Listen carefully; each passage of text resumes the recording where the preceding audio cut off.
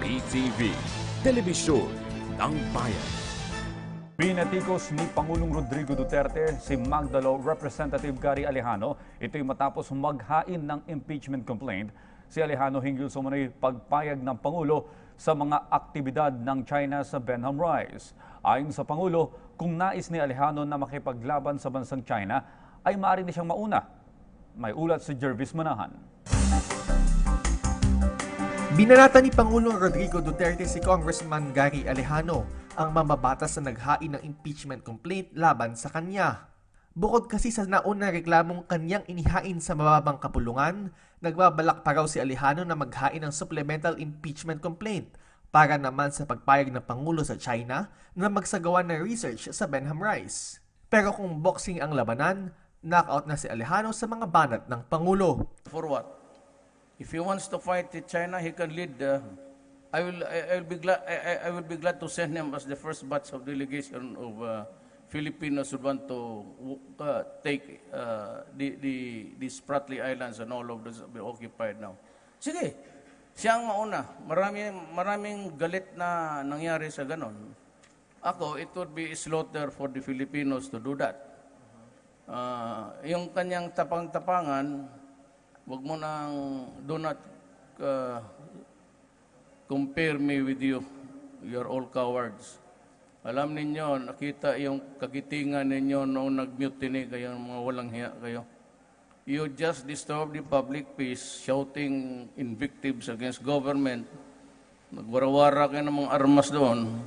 Nag-agaw kayo ng hotel. That's the only one that you're capable of doing, to invade the hotel and then thereafter to surrender. Dagdag pa ng Pangulo, puro kayabangan lamang ang ipinakita ni Alejano, gayong wala naman siya umanong nagawa para sa bansa. Huwag mo na akong pakitaan ng mga yabang.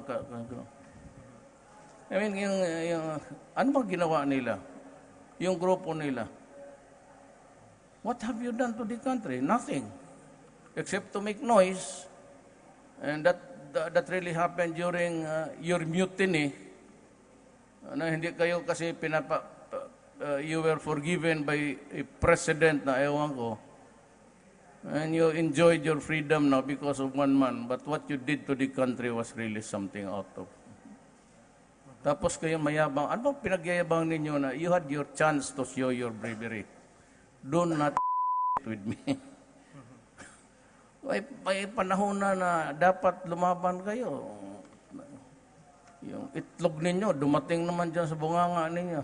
Dagdag pa ng Pangulo, wala tayo sa posisyon para giyerahin ang China. Pero darating daw ang araw na kukumprontahin niya sila tungkol sa arbitral ruling sa The Hague kung saan nakapuntos ang Pilipinas. Sabi niya, gagawin niya lang ito kapag nagsimula na ang China na kumuha ng mga minerals at mga resources sa Benham Rise. Ang Benham Rise ay isang underwater landmass sa silangan ng Luzon na may sukat na 13 milyong ektarya. Pinaniniwala ang marami itong depositong langis. Hindi ito bahagi ng teritoryo ng Pilipinas pero bahagi ito ng ating extended continental shelf kaya tayo lang ang pwedeng mag-exploit ng natural resources nito.